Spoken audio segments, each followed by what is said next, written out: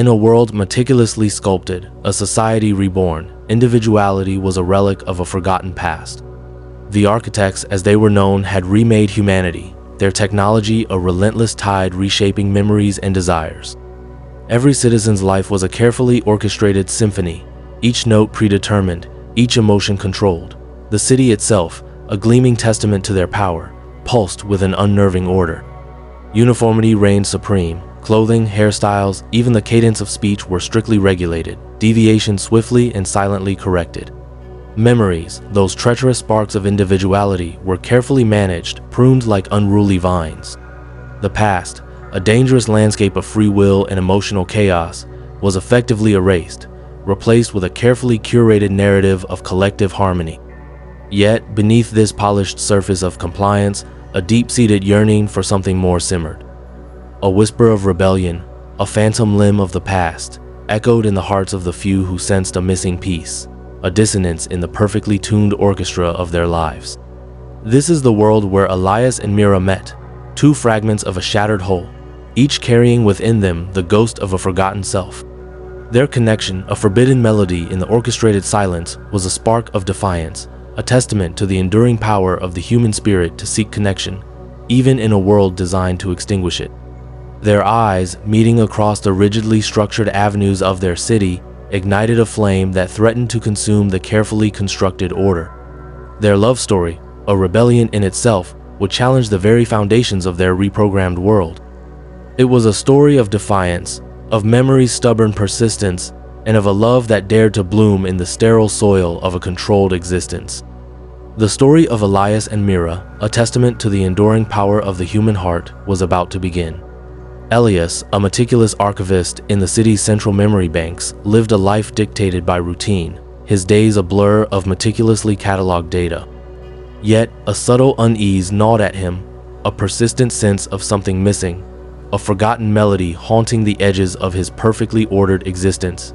Then he saw her. Mira, a vibrant artist whose clandestine sketches hinted at a world beyond the sterile perfection of their society, was a breath of fresh air in his meticulously controlled life. Their first encounter was a fleeting moment, a stolen glance across a crowded plaza, a shared, unspoken understanding in the midst of the city's orchestrated rhythm. It was a spark ignited in the heart of a world designed to extinguish such things. Their clandestine meetings, initially brief exchanges of furtive glances and hesitant smiles, blossomed into stolen moments of whispered conversations.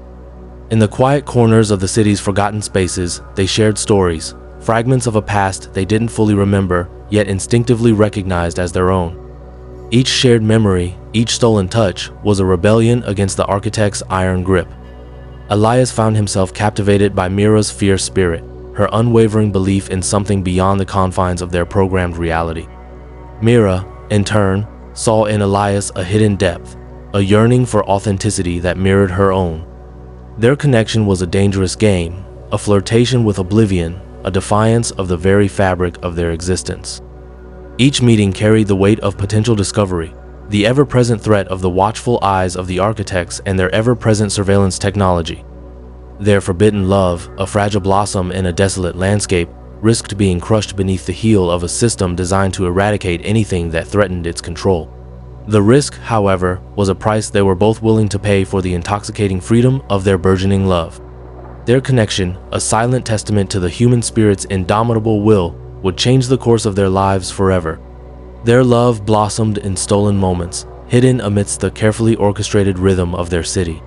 A fleeting touch during a crowded public gathering, a shared glance across a bustling marketplace, a whispered word during a seemingly innocuous conversation. These were the building blocks of their forbidden romance. Each stolen moment was a risk, a gamble against the ever-present surveillance that permeated every aspect of their lives. The intensity of their feelings was a stark contrast to the sterile, controlled environment that surrounded them. Their clandestine meetings, held in forgotten corners of the city, abandoned subway tunnels, overgrown rooftops, shadowed alleyways, were sanctuaries, havens from the suffocating conformity of their society. Here, surrounded by the echoes of a forgotten past, their love flourished, a defiant bloom in a carefully cultivated desert. The fear, however, was a constant companion. The omnipresent threat of discovery hung heavy in the air, a palpable tension that added an edge of thrilling danger to their clandestine encounters. Every whispered word, every shared touch, was a potential betrayal, a risk that could shatter their fragile world. The weight of their secret, a shared burden, only served to strengthen the bond between them, forging a connection that was both exhilarating and terrifying. Their love was a forbidden fruit, sweet and intoxicating, but laced with the bitter taste of potential consequences. The thrill of their clandestine rendezvous was tempered by the ever-present fear of the architect's retribution, a chilling reminder of the price they might have to pay for their defiance. Yet, the intensity of their emotions, the sheer impossibility of their love, only served to fuel their determination to cling to each other, to their shared secret, to the forbidden joy they found in each other's arms.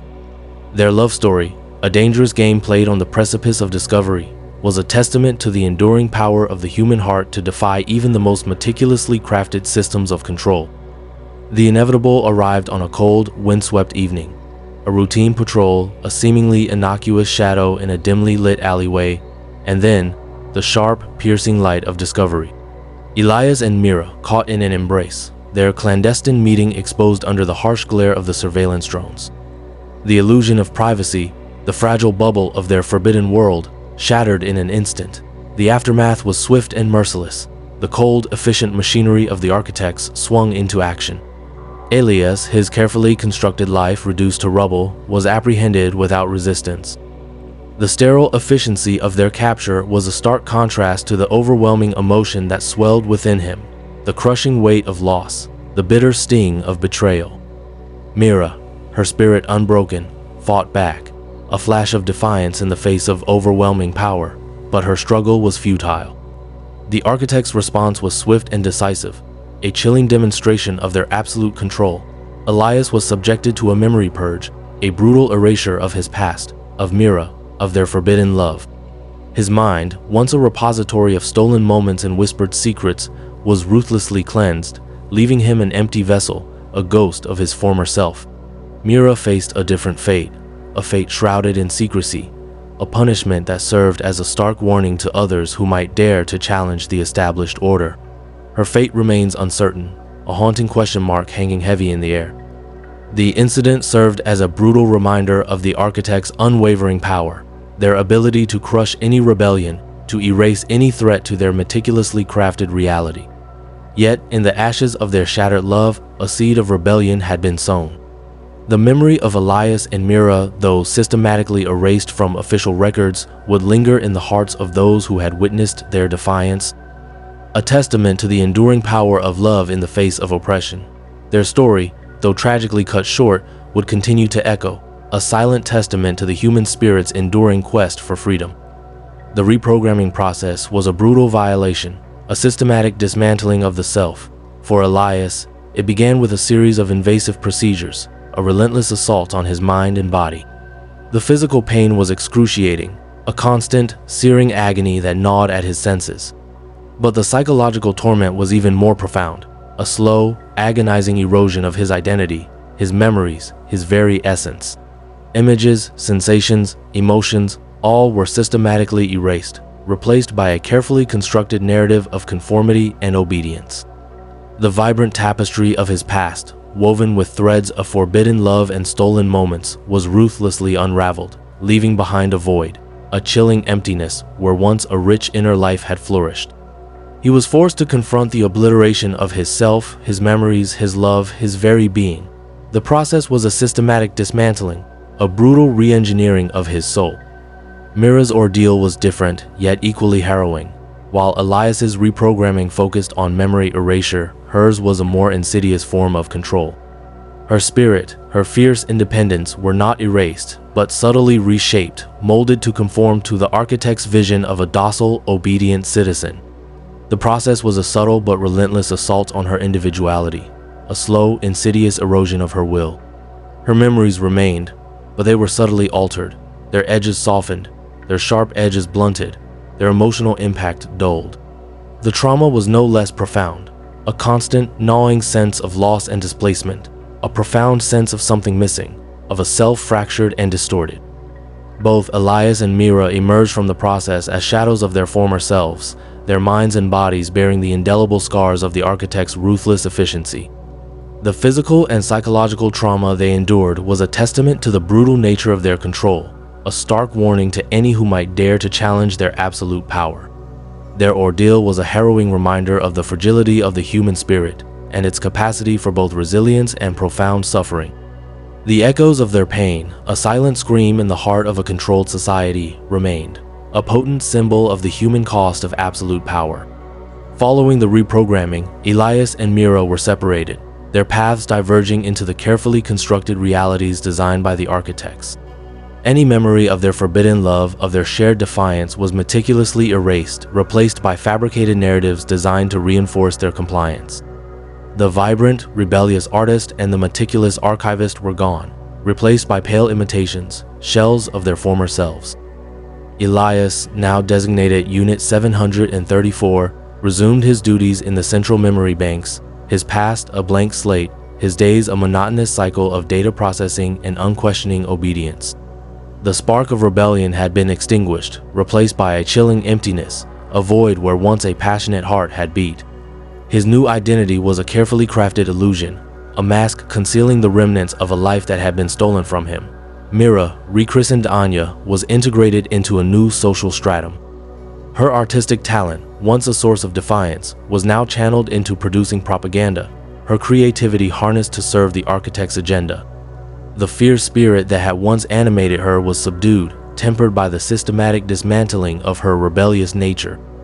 Her memories, though not entirely erased, were warped and distorted, their emotional impact dulled, replaced by a carefully constructed narrative of loyalty and conformity. The separation was complete, not just physical, but existential. Elias and Mira, once bound by a forbidden love that threatened the very foundations of their society, were now strangers, their individual identities carefully constructed to serve the architect's purpose. Their past, a shared secret that once brought them together, was now a forbidden zone, a chasm separating two individuals who once shared an intimate connection, now living in separate, carefully crafted realities. The irony was not lost. Their love, once a symbol of rebellion, had been transformed into the ultimate testament to the architect's power to control, manipulate, and ultimately erase individuality. Despite the architect's meticulous efforts, fragments of Elias and Mira's past began to resurface, subtle whispers from a forgotten life. It started with dreams, disjointed, fragmented visions of a love that defied definition, a forbidden romance played out in shadows and stolen moments. These weren't memories, not exactly, but echoes, fleeting glimpses of a life that wasn't quite their own, yet felt intimately familiar. Elias, Unit 734, found himself inexplicably drawn to certain symbols, a particular shade of blue, a recurring melody, a specific type of flower, elements that held no logical significance within his reprogrammed reality, yet stirred within him a sense of longing, a deep-seated ache for something he couldn't quite name. These were not conscious memories, but rather subconscious stirrings, phantom sensations that hinted at a lost world, a forgotten love. Similarly, Anya, once Mira, experienced a growing unease, a subtle dissonance between her carefully constructed identity and an underlying sense of incompleteness. She found herself inexplicably drawn to certain artistic motifs, certain colors and textures that echoed the themes and styles of her past work, stirring within her a sense of disquiet, a feeling that something essential was missing from her life, a void that no amount of manufactured happiness could fill. These seemingly insignificant details, a shared dream, a recurring symbol, an inexplicable feeling, were the first cracks in the architect's meticulously constructed reality. They were subtle, almost imperceptible, yet they held the potential to unravel the carefully woven tapestry of their control. The ghost of their past, though faint and fragmented, was beginning to haunt their reprogrammed lives, a persistent reminder of a love that defied erasure. The seeds of rebellion, buried deep beneath layers of fabricated reality, were starting to sprout. One night, a shared dream bridged the chasm between Elias and Anya, a fragmented vision of a moonlit garden, a place neither could consciously recall, yet felt deeply familiar. For Elias, it was a hazy recollection of intertwined hands, a whispered conversation in a language he didn't understand yet resonated deep within his soul. The garden itself was a kaleidoscope of colors, vibrant yet indistinct, a place of both beauty and unsettling mystery. He awoke with a sense of profound loss, a yearning for something he couldn't quite grasp, a haunting melody playing on the fringes of his consciousness. Anya's dream was equally disorienting. She saw a figure, a man whose face was obscured by shadow, yet whose presence radiated warmth and familiarity. They danced in the moonlight, a silent ballet of unspoken emotions. The music was the same haunting melody that haunted Elias's sleep, a familiar yet alien tune that tugged at the edges of her memory. The garden was the same, a place of both joy and sorrow, a bittersweet reminder of a love lost, a life half remembered. Though the details of the dream were hazy, fragmented, and incomplete, the emotional resonance was undeniable. Both awoke with a lingering sense of connection, a profound sense of loss, and a stirring of something deeply buried within their subconscious minds. The dream was a powerful testament to the enduring nature of their love, a connection that even the architect's brutal reprogramming couldn't entirely erase.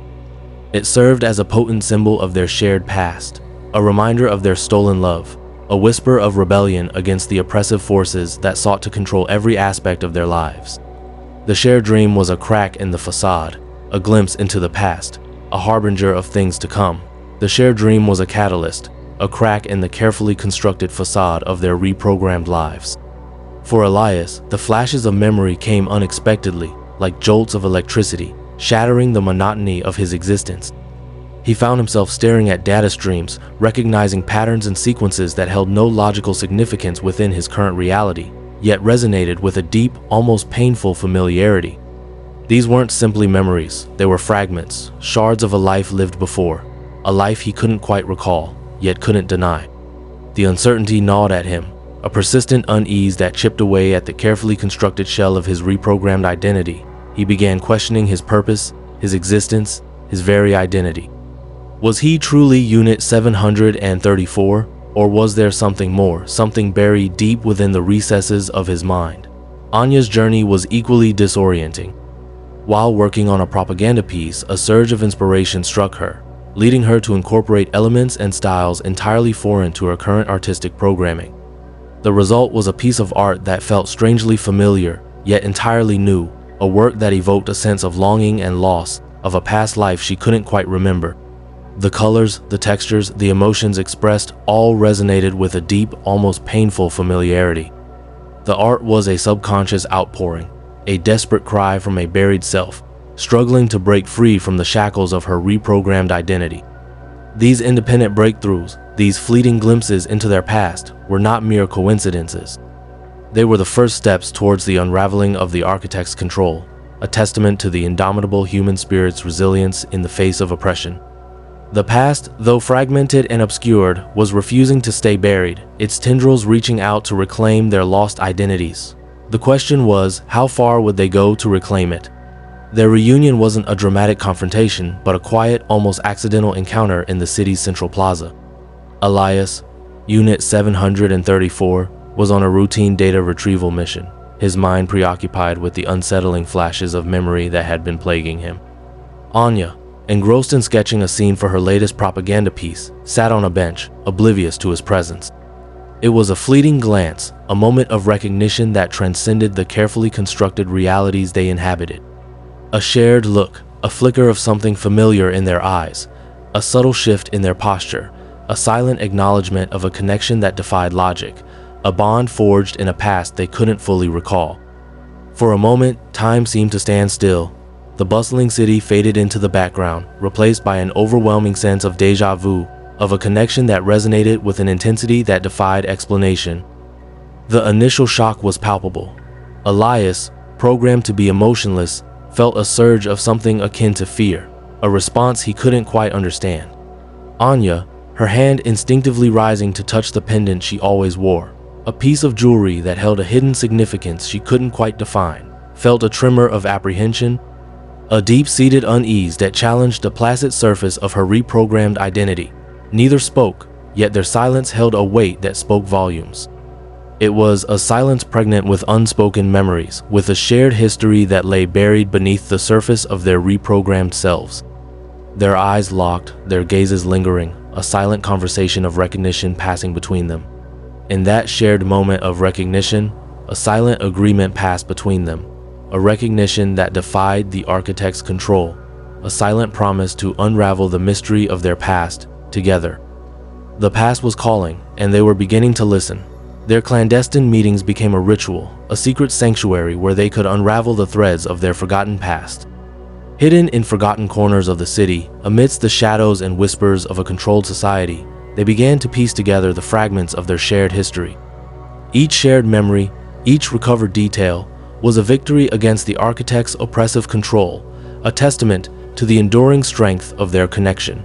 Elias, with his access to the city's archives, unearthed hidden data, fragmented records that hinted at their past lives, their forbidden love, their rebellion. Anya, through her art, channeled her subconscious memories, creating pieces that evoked their shared experiences, each stroke of her brush revealing a detail, a feeling, a memory long buried. Slowly, painstakingly, they began to reconstruct their story. The moonlit garden of their shared dreams took shape, its vibrant colors and haunting melody becoming tangible reminders of their stolen love. They recalled their first meeting, their clandestine rendezvous, their passionate defiance of the architect's iron grip. The memories came back in flashes, sometimes clear, sometimes blurred, but always powerful, always emotionally charged. As their memories returned, so too did their love. It wasn't the naive, innocent love of their youth, but a deeper, more profound connection forged in the crucible of oppression. It was a love tempered by loss, strengthened by resilience, and fueled by a shared determination to reclaim their stolen identities. Their clandestine meetings became more than just a search for the past. They became a refuge, a sanctuary where they could reconnect, not just their memories, but their hearts. Their love, once suppressed and seemingly erased, was rekindling, burning brighter than ever before, fueled by a defiant spirit and a shared hope for a future beyond the architect's control.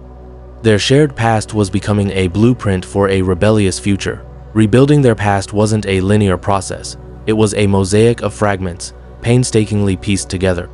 It started with small things: a shared fondness for a particular melody, a specific type of flower, a certain shade of blue. These seemingly insignificant details, unearthed from the depths of their subconscious, became anchors, tethering them to a life they were only beginning to remember.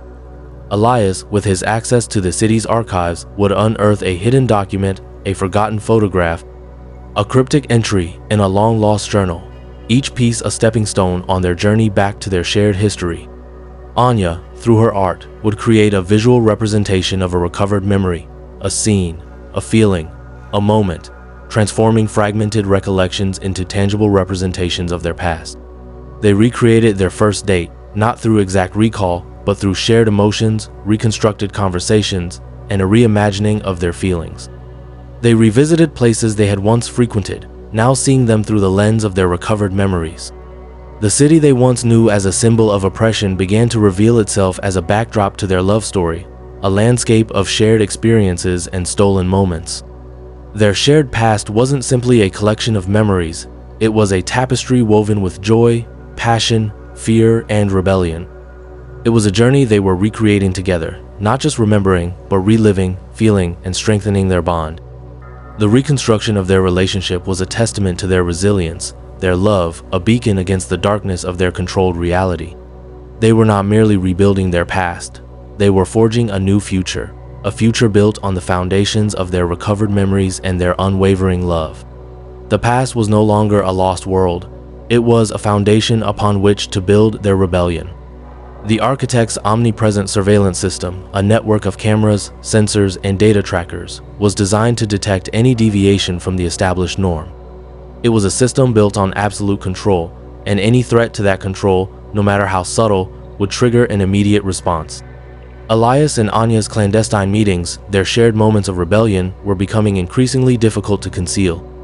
The system's algorithms, designed to identify patterns and anomalies, began to flag their interactions.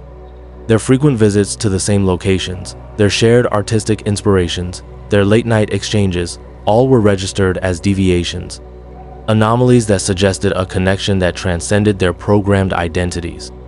The data points accumulated, forming a pattern that pointed towards a dangerous convergence, a threat to the architect's absolute control. Initially, the anomalies were dismissed as random occurrences, statistical noise in a vast sea of data. However, as the data points continued to accumulate, forming a clear and undeniable pattern, alarm bells began to ring within the system. The architect's AI, the very heart of their control mechanism, began to process the data, identifying a potential threat to the stability of their meticulously crafted society. The system wasn't merely detecting their renewed connection, it was piecing together their history, recognizing the forbidden love that had once threatened their control.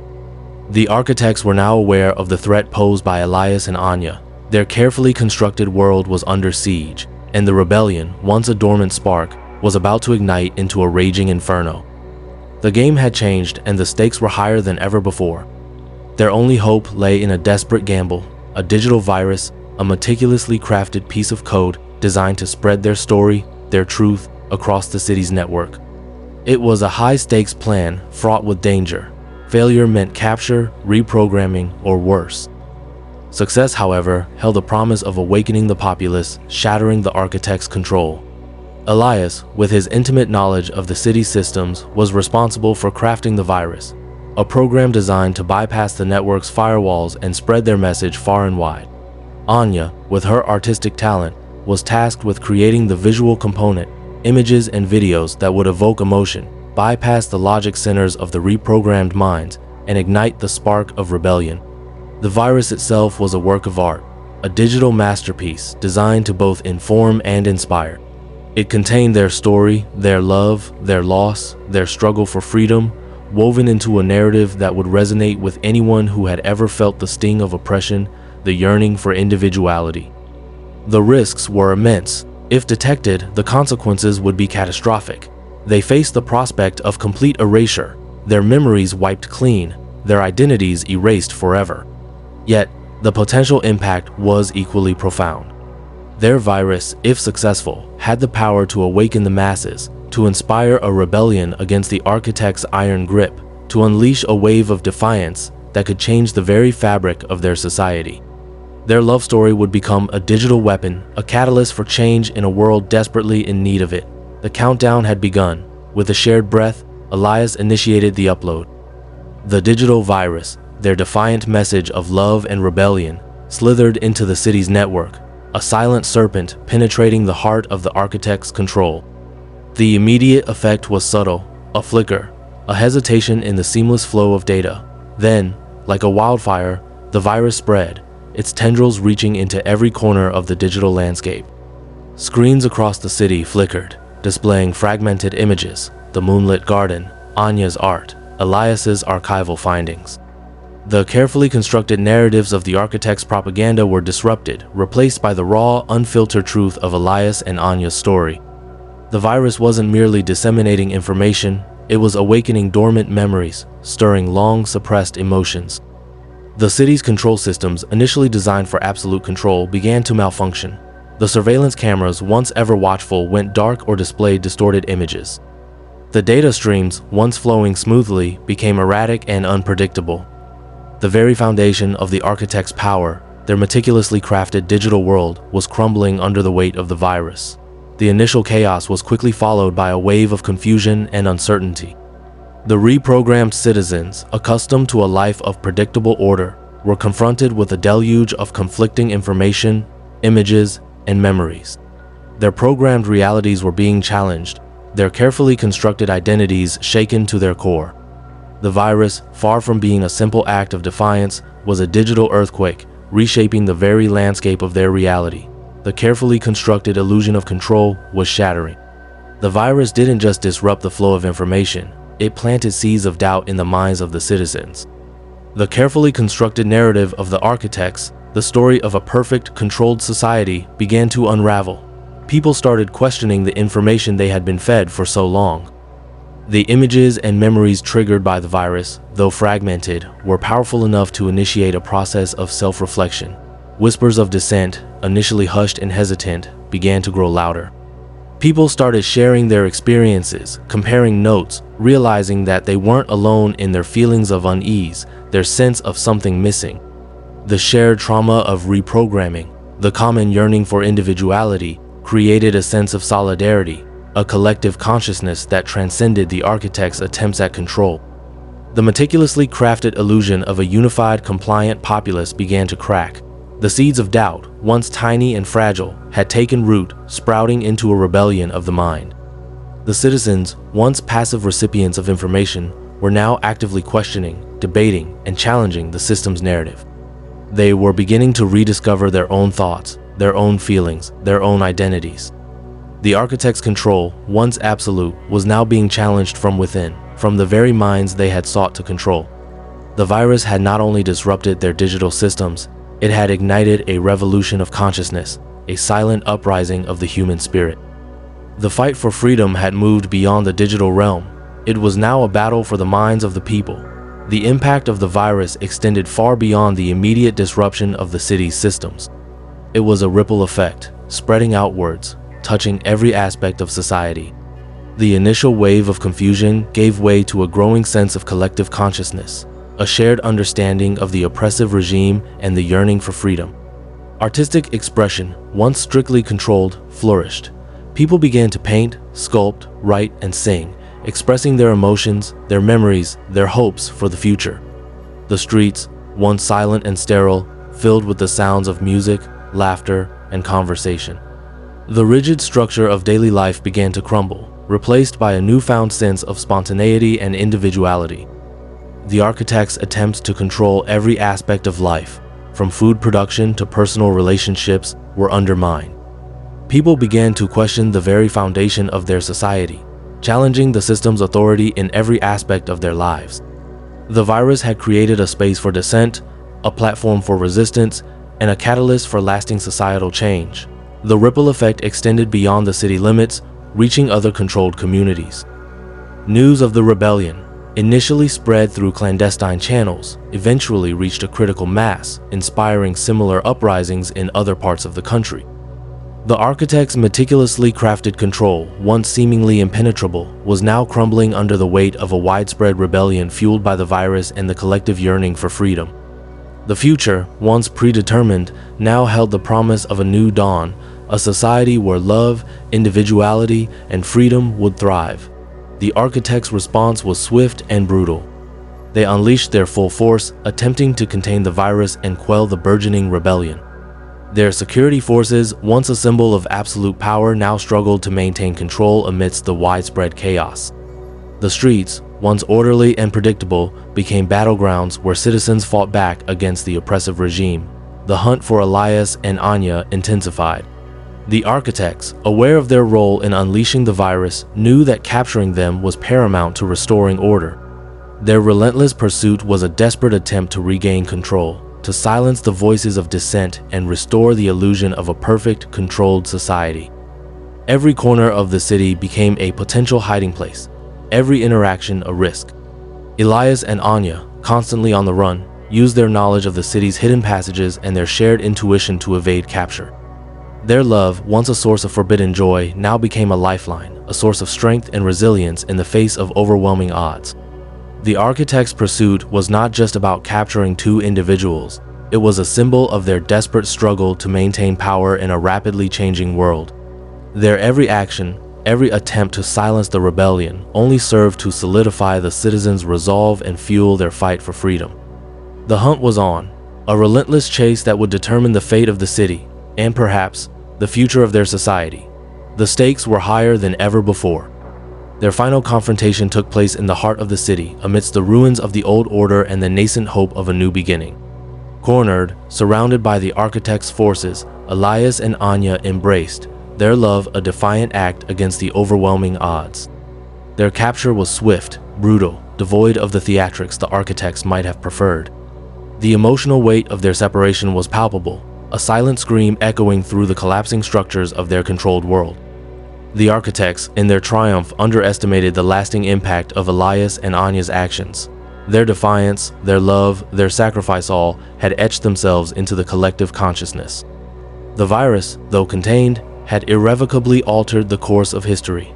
The seeds of rebellion, once carefully suppressed, had blossomed into a full-blown revolution.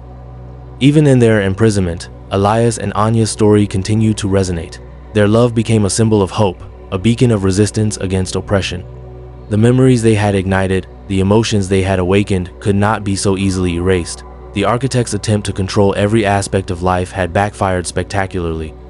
Their pursuit of order had only resulted in chaos. Their quest for control had unleashed a force far greater than themselves. The legacy of their forbidden love would continue to inspire generations to come, a testament to the enduring power of the human spirit and the unwavering force of love in the face of oppression. Their story, though ending in capture, served as a powerful beginning for a new era. The architect's reprogramming system, once considered infallible, showed signs of irreversible damage. The virus, though seemingly contained, had left behind a legacy of cracks in the system's foundation. The meticulous control, the absolute certainty of their methods, was now riddled with doubt and uncertainty. The reprogramming process, once a tool for absolute control, had inadvertently sown the seeds of its own destruction. The very act of rebellion, the shared defiance of Elias and Anya, had created a ripple effect within the system. The memories they had awakened, the emotions they had ignited, were no longer easily contained. The architect's attempts to suppress individuality and creativity had only strengthened the human spirit's resilience. The flaws in the system were becoming increasingly apparent. Individuals who had undergone reprogramming began exhibiting unexpected behaviors, questioning the narrative they had been fed, displaying flashes of independent thought. The architect's attempts to erase history, to control the flow of information, were proving futile. The cracks in the system, once imperceptible, were now widening, threatening the very foundations of their meticulously crafted world. The reprogramming system, once a symbol of absolute power, was slowly losing its grip. The architect's reign of control, once absolute, was now being challenged from within, from the very minds they had sought to dominate. The seeds of doubt, planted by Elias and Anya's forbidden love, had blossomed into a revolution of consciousness, a silent uprising that would ultimately transform their society. The fight for freedom was far from over, but the tide had begun to turn. The seeds of freedom, planted by Elias and Anya's defiance, took root and flourished. Their rebellion, though initially suppressed, had irrevocably altered the societal landscape. The long-term implications of their actions were far-reaching, extending beyond the immediate aftermath of the revolution. A new generation emerged, one that valued self-determination, individual expression, and the pursuit of truth above all else. The architect's attempt to control every facet of life had inadvertently fostered a deep-seated yearning for autonomy. People began to reclaim their identities, their memories, their pasts. The arts flourished, becoming a powerful tool for self-expression and social commentary. The rigid social structures that once defined their society began to crumble, replaced by a more fluid, inclusive, and democratic system. The memory of Elias and Anya's forbidden love became a symbol of hope, a reminder of the enduring power of human connection and the unwavering pursuit of freedom. Their story was passed down through generations, inspiring countless acts of resistance and rebellion against oppression. The legacy of their defiance served as a constant reminder that even in the face of overwhelming odds, love and courage can prevail. The society they had helped to create was a testament to their enduring spirit, a beacon of hope for future generations. It was a world where individual expression was celebrated, where creativity flourished, and where the pursuit of freedom was a fundamental right, not a forbidden dream. Their sacrifice paved the way for a future where love, art, and the human spirit would thrive, free from the clutches of oppressive control. The seeds of self-determination, once sown in rebellion, had now blossomed into a vibrant, thriving society. The story of Elias and Anya is a testament to the enduring power of love, a force capable of challenging even the most oppressive systems. Their forbidden love, born in secrecy and nurtured in defiance, became the catalyst for a revolution. It was a love that transcended control, that defied reprogramming, that ultimately triumphed over the architect's meticulously crafted system of oppression. Their love was not merely a romantic ideal, it was a potent symbol of resistance, a beacon of hope in a world shrouded in darkness. It was a love that fueled their rebellion, that gave them the strength to overcome unimaginable obstacles, that inspired others to fight for their freedom. Their story serves as a powerful reminder that love, in its purest form, is an unstoppable force, a revolutionary act in itself. The architects, in their pursuit of absolute control, underestimated the power of human connection. They sought to erase history, to control memories, to eliminate individuality, but they could not control the human heart. Love, and its capacity to connect, to inspire, to heal, proved to be far more powerful than any system of control. It was a force that transcended boundaries, that defied logic, that ultimately shattered the architect's carefully constructed world.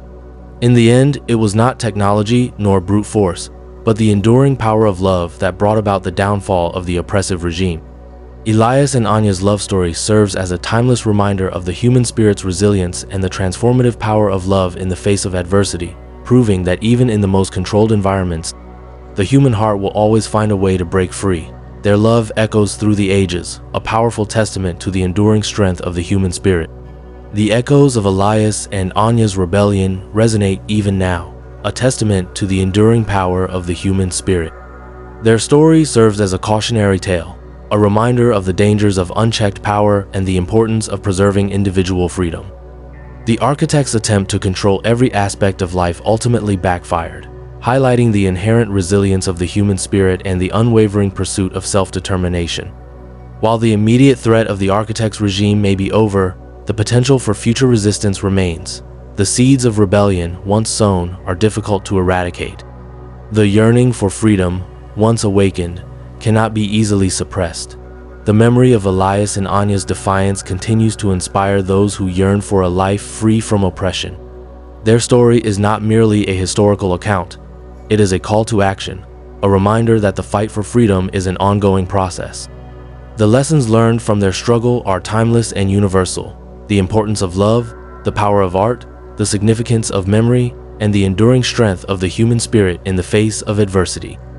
The reprogrammed society, though transformed, still carries the scars of its past. The potential for future conflict remains, as does the need for vigilance. But the spirit of rebellion, once ignited, cannot be easily extinguished. The legacy of Elias and Anya ensures that the fight for freedom will continue, echoing through the generations, inspiring future generations to challenge oppression and embrace the enduring power of love and self-determination. Their story is a powerful reminder that the pursuit of freedom is a continuous journey, one that requires constant vigilance and unwavering commitment.